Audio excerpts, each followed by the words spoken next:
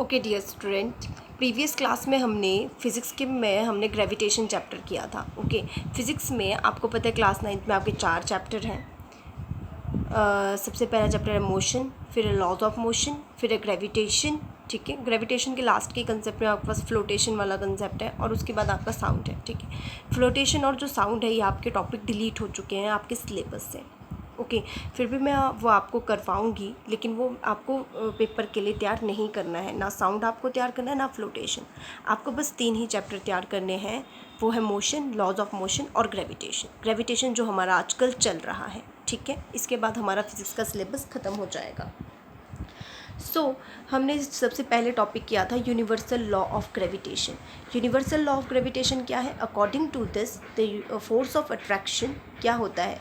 Force of attraction is directly proportional to the product of the masses between two object, जो उनके mass का product होता है। And this force of attraction is inversely proportional to the square of distance between them. ये कौन है? जो दो आपके ऑब्जेक्ट हैं, जैसे मैं और अर्थ हैं। अगर हम और अर्थ है तो हमारे बीच का ग्रेविटेशनल फोर्स, इसकी कितना डिस्टेंस रहता है अर्थ के सेंटर से, वो मैटर करता है। ठीक है, ये जो यूनिवर्सल लॉ ऑफ ग्रेविटेशन किया था हमने, इससे हमने कैपिटल जी निकाला था। और कैपिटल जी का जो हमारा क्या रहता है, यूनिट रहता है, वो रहता है न्यूटन मीटर स्क्वायर किलोग्राम। ठीक है, पर स्क्वायर। ये रहता है हमारे पास। और importance of universal law of gravitation की, इसका क्या इम्पॉर्टेंस है ये आज हम पढ़ेंगे। All the planet revolve around the sun. आपको पता है सारे प्लैनेट जितने भी इस अर्थ में हैं वो क्या करते हैं? सन की तरफ रिवॉल्व करते हैं, due to gravitational force between the sun and the planet, है ना।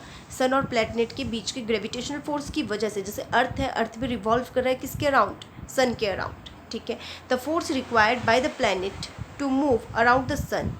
ठीक है, thus the gravitational force is responsible for existence of solar system. तो इसका सबसे पहला इंपॉर्टेंस क्या है कि सोलर सिस्टम जो एग्जिस्ट कर रहा है इस अर्थ में, वो किसकी वजह से एग्जिस्ट कर रहा है? The existence of solar system is due to the gravitational force. So this is the importance of gravitational force, that is the existence of solar system is due to the gravitational force. Next is tides in oceans are formed due to the gravitational force between the moon and the water in oceans. तो आपके ये जो tides बनते हैं, जो ज्वार भाटा आता है, जो टाइड्स बनता है, वो टाइड्स भी किस वजह से है? क्योंकि आपका मून क्या कर रहा है? ग्रेविटेशनल फोर्स लगाता है। किसके लिए एक्सर्ट करता है? किसके लिए? अर्थ के लिए। तो मून का ग्रेविटेशनल फोर्स अर्थ के लिए को अपनी तरफ अट्रैक्ट करता है, और इस वजह से टाइड्स बनती हैं, जो लहरें बन रही हैं हमारे ओशियंस पे। This is due to the gravitational force exerted by the moon.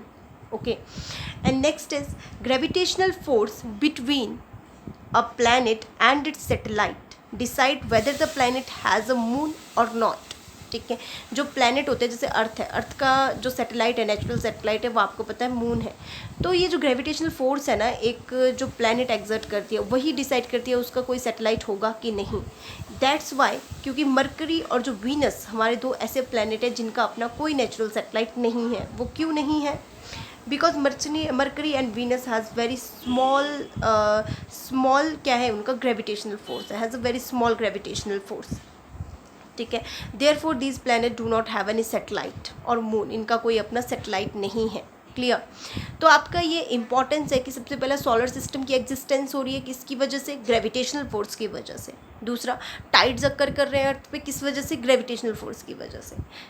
Satellites occur करते हैं किसकी वजह से? ग्रेविटेशनल फोर्स की वजह से। हम इस अर्थ पे एग्जिस्ट कर रहे हैं, we are existing on this earth. Why? Due to the gravitational force of attraction. Okay, we are able to manufacture large buildings in this earth. Why? Due to the gravitational force of earth. Clear? So artificial and natural satellites, जो हमने artificial satellites हम launch करते हैं around the orbit of the earth और the sun और the different planets, this is why due to the gravitational force.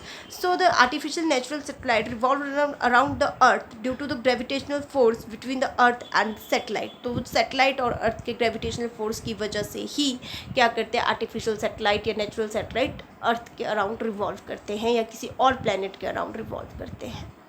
Okay, and next importance is the atmosphere of the earth is possible due to the gravitational force of the earth। जो हमारे इस अर्थ में atmosphere है जिसकी वजह से हम exist कर रहे हैं ना, वो किस वजह से? This is the gravitational force of earth, earth के ग्रेविटेशनल फोर्स की वजह से।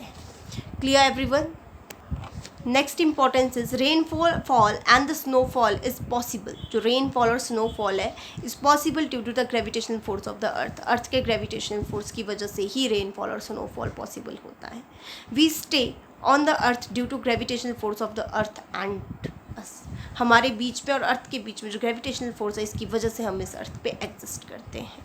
सो this is all about for today. सो हमने इस ग्रेविटेशन चैप्टर में अभी तक 2 टॉपिक डिस्कस कर लिए हैं. First is universal law of gravitation and second is importance of gravitational law. Clear. जो ग्रेविटेशन लॉ है इसकी इम्पॉर्टेंस, ग्रेविटेशन की इम्पॉर्टेंस कि क्या ग्रेविटेशन की इम्पॉर्टेंस है.